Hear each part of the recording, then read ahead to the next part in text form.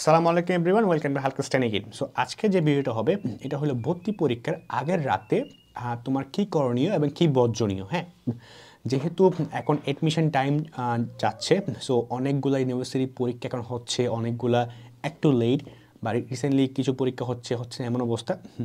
So এই টাইমে like এখন বিপি পরীক্ষা কিন্তু হয়ে গেছে কয়েকটা ইউনিটের।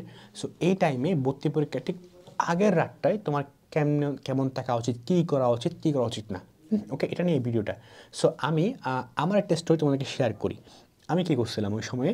সো মোটামুটি তোমরা যারা আছো তোমরা কী করলা যে গত 3, 4, 5 মাস ধরে ভালো প্রিপারেশান নিলা, বিকজ হয়তো যে নেক্সট এক্সাম তুমি যেটা বুঝতে যাচ্ছ বা এই ভিডিওটা হয়তো তুমি পরীক্ষার আগে রাতে দেখতেছো। সো তুমি হয়তো ওই এক্সামটা তোমার লাইফের একটা কি কাইন্ড অফ ড্রিম ইউনিভার্সিটি বা একটা তো লাইফের ড্রিম এক্সাম বলতে পারো।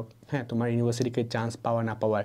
সো তোমরা করো কি যে ওই টাইমে আমাদের যেটা হইতো, আমার টাইমে বলি এবার। সো আমার যেটা হয়েছিল যে আমি অনেক বেশি প্যানিক হয়ে গেছিলাম ওই সময়ে, যে লাস্ট ডে। হ্যাঁ, যেহেতু আমি এর আগের দিন মোটামুটি সব পড়া কমপ্লিট করে রাখছিলাম। সো লাস্ট ডে থেকে এসে না আমার কী হয়ে গেল, একটু প্যানিক হয়ে গেলাম যে আচ্ছা আমার আজকের দিন কী পড়া উচিত। হ্যাঁ, আমি শুরু করলাম একদম চ্যাপ্টার ওয়াইজ 1, 2, 3, 4 করে সব পড়লাম।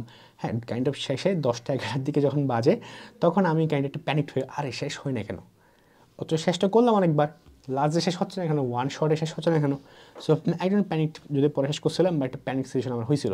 হ্যাঁ, মানে তোমরা কী করবা যে তোমরা এক্সামে ঠিক আগের রাতে নতুন কিছু শিখতে যাবে না। পয়েন্ট 1, নতুন কিছু শিখতে যাবে না। এই সময়ে নতুন কিছু শিখলেও ওটা তেমন কোনো ইম্প্যাক্ট কিন্তু রাখে না। সো নতুন কিছু শেখার প্রয়োজন নেই।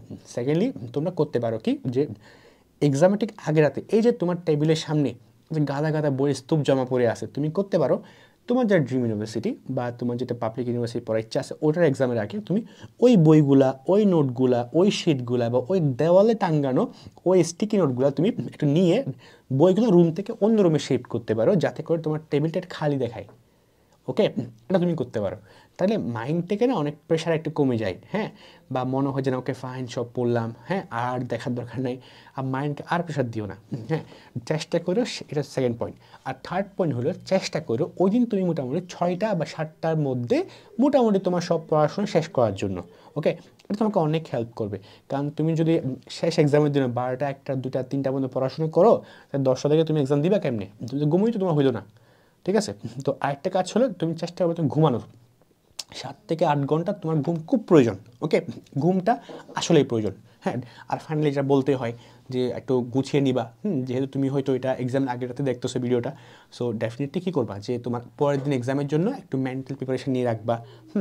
একটু যেগুলো মার্কশিট থেকে যা ইম্পর্টেন্ট ডকুমেন্টস প্রত্যেকেরই সব গুছিয়ে রাখবা। ওকে, সো মেন কথা হলো যে তুমি কী করবা, পয়েন্টগুলো আবার একটু আমি রিভিশন দিই।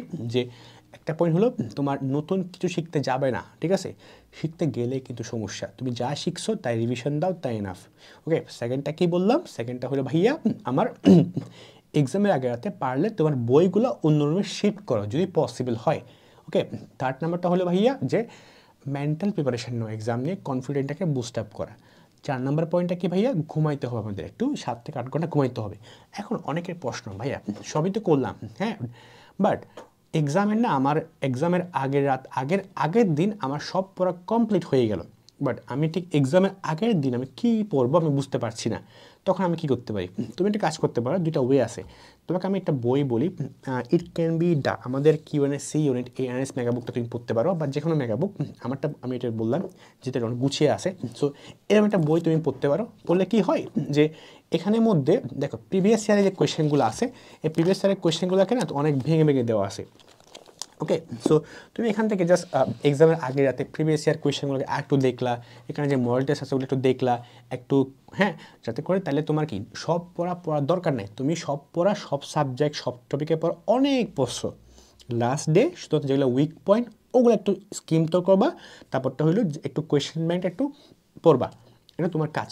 আর সেকেন্ড কাজটা কি হইয়া, সেকেন্ড কাজটা হইলো যে এক্সাম দেওয়া। আমাদের এখানে এক্সাম ব্যাচ আছে, সো তুমি এক্সাম ব্যাচে তুমি ভর্তি হইতে পারো, যে লাস্ট ডে জাস্ট এক্সাম দিয়ে জাস্ট কয়েকটা এক্সাম দিয়ে দিবা, এক্সাম দিয়ে জাস্ট কনফিডেন্ট বুস্ট আপ করবা। পারলে ইজি এক্সাম দাও, ঠিক আছে, ইজি এক্সাম দাও, বাট কনফিডেন্স যাতে না কমে। ওকে, সো ইজি এক্সাম দিবা। হ্যাঁ, যাতে করে তুমি এমন যাতে হয় 60 আউট অফ 60 পাও এমন করে দাও, নো রিস্ক, যাতে তোমার কনফিডেন্স কোনোভাবে তলানিতে না আসে। হ্যাঁ, আমাদের যেমন অনেক এক্সাম টেস্ট আছে, আমরা যারা তোমাদের মধ্যে আরেকটা অ্যানাউন্স করি, আমাদের কিন্তু 24-এ যারা ব্যাচ আসো, তো ওই যে কোর্স আমাদের আছে। সো আমাদের কোর্স আমরা কী করি, আমাদের কোর্সে তোমার যারা শুধুমাত্র ক্লাস রেকর্ডের ক্লাস তাও না, লাইভ ক্লাস এসব না, আমাদের এটা পাশাপাশি আমাদের এক্সাম ব্যাচ আছে, ঠিক আছে? এক্সামে কিন্তু তোমরা অ্যাক্সেসটা পাচ্ছ। সো তোমরা চাইলে ওখানে লাস্ট ডেতে এক্সাম দিবা, ইজি এক্সামগুলো দিবা। হ্যাঁ, কিছু ইজি এক্সাম আছে, হার্ড আছে, ডিফিকাল্ট আছে, স্ট্যান্ডার্ড এক্সাম অনেকগুলো আছে, আমরা গুছানো স্টেপ বাই স্টেপ বিভিন্ন ক্যাটাগরিতে। সো এই এক্সামটা তুমি দিতে পারো, তাইলে অনেক তোমার ইজি হয়ে যাবে কনফিডেন্স বুস্ট আপ করতে, রাইট? সো এগুলো তুমি করতে হবে এক্সামের আগে রাতে। বাট সবচেয়ে ইম্পর্টেন্ট, নতুন কিছু পাওয়া যাবে না, আর ঘুমানো একটু বেশি যেতে হবে, এটা ঘুম ভালো যেতে হবে, ওকে? সো এটাই, আই হোপ এক্সামের আগে রাতে তুমি ঠিক এই ভিডিও দেখতেছো, আর wish you all the best কালকে দিয়ে জন্য অনেক অনেক দোয়া, আর দেখা হতে পরবর্তী কোনো ভিডিওতে। টিল দেন, আল্লাহ হাফিজ। আর চান্স পেলে অবশ্যই বলবা, ওকে? আল্লাহ হাফিজ।